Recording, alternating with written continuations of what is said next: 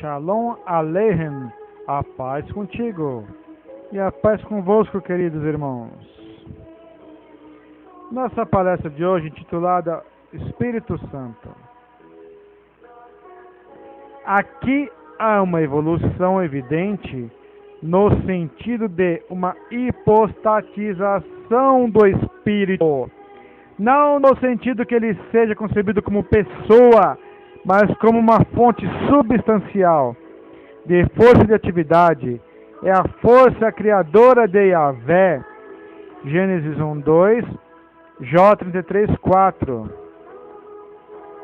Move o carro de Ezequiel, Êxodo 1:12-20. 10:17. Porque o elemento do divino poder é o poder salvífico de Yahvé. Israel é salvo não pelo poder e pela força, mas pelo Espírito de Yahvé, em Zacarias 4:6. É a presença divina infundida no mundo e no governo de Yahvé da parte de Israel. Salmo 139, 7. Isaías 63:10. Ageu 2:5. Ao Espírito Santo de Yahvé, Salmo 51:9. Isaías 63:10, uma expressão rara. O ser bom, Espírito, Neemias 9:20, Salmo 143:10. Resumindo, o Espírito Santo na Bíblia hebraica, originalmente o vento e o sopro, é concebido como uma entidade divina dinâmica, pelo qual Yahvé realiza seus objetivos. Ele salva, é uma força criadora, carismática, como agente da sua ira.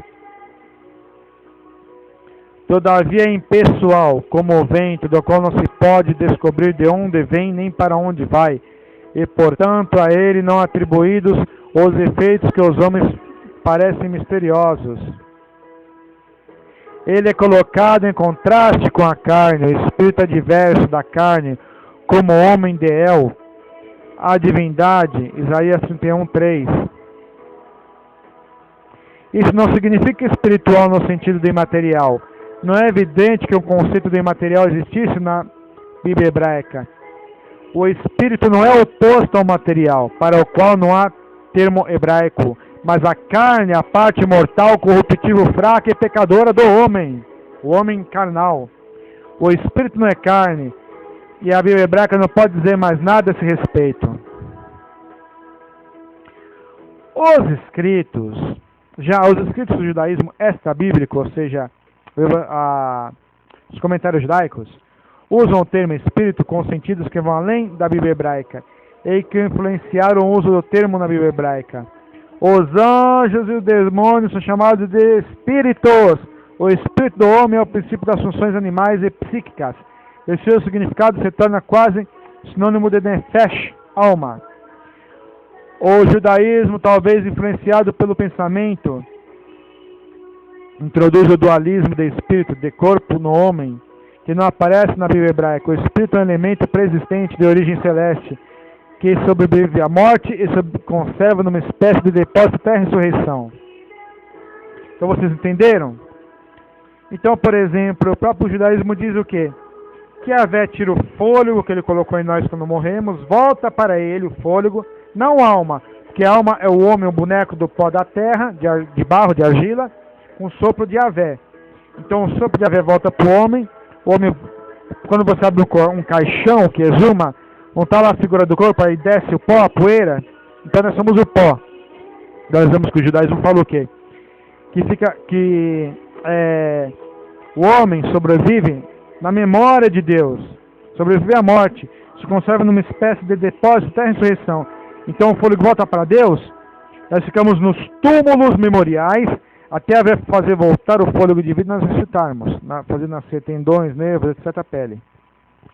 O Espírito de Deus é predominante, o Espírito de profecia de revelação, ele se torna um agente inspirador dos escritores da lei. É um princípio de justiça no homem, não é claro de modo nenhum que o Espírito adquira um caráter pessoal nos escritos do judaísmo. A personificação do Espírito vai além da Bíblia hebraica, mas não claramente além da metáfora. O dualismo entre o espírito bom e o espírito mau é fundamental na teologia de Qumran. A vida do homem é um conflito entre as influências desses dois espíritos. Os documentos de Qumran falam do espírito do homem em sentidos semelhantes aos de outra literatura judaica, como eu, a inteligência ou o caráter do homem. Nós vemos também que o ruar é movimento do ar, principalmente o sopro ou vento. Outra coisa que nós vemos, o pneuma, como acima, o significado será examinado no seu uso. Os escritores do Novo Testamento, da Bíblia grega, variam em seu sentido, e o termo é analisado aqui segundo os diversos autores. Mateus e Marcos há alguns exemplos do uso do termo para indicar espíritos maus. É a expressão comum. Em Marcos, enquanto Mateus prefere usar o termo demônio. No espírito, Marcos 18, 8, 12, significa simplesmente interiormente.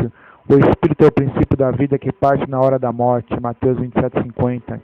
O espírito que está pronto em contraste com a carne que é fraca. Mateus 26, 41. Marcos 14, 38. É o princípio de boas ações opostas às inclinações do pecado da carne. Essas concepções não diferem das do Antigo Testamento da Bíblia hebraica. A concepção do Espírito como força ativa de Deus apresenta parcialmente a novidade da Bíblia grega, que é mais desenvolvida em Paulo e em João. É a força que impede Yehoshua, que impele ele, não impede, impele ou leva para o deserto, leva o Senhor Yehoshua. Marcos 1,12, uma expressão omitida em Mateus 4,1, é a força pela qual o Senhor Yehoshua expulsa os demônios, o Espírito Santo. Mateus 12, 28, Lucas 11, 20, usa o dedo de Deus. O Espírito inspira os autores sacros da Bíblia hebraica. Davi, Mateus 22, 43, Marcos 12, 36. O pecado de falar contra o Espírito Santo não é perdoado. Mateus 12, 32, Marcos 3, 29, Lucas 12, 10. Esse conceito não é difícil de explicar-se, sobretudo de contexto, como uma negação do princípio em virtude do qual o pecado é perdoado. Esse princípio é a vontade salvífica de Deus, que se manifesta e opera no exorcismo, ou seja, na expulsão dos demônios por Yehoshua. Que nós expulsamos os demônios o que através de orações junto. Então nós vemos o quê? Que o pecado de falar contra o Espírito Santo é quando alguém te dá um folheto, quando alguém te prega alguma coisa assim tal, e você rejeita o caminho de Deus. O Espírito é dado antes de tudo ao próprio Yehoshua no batismo. Mateus 3, 13, 17, Marcos 1, 9 a 11.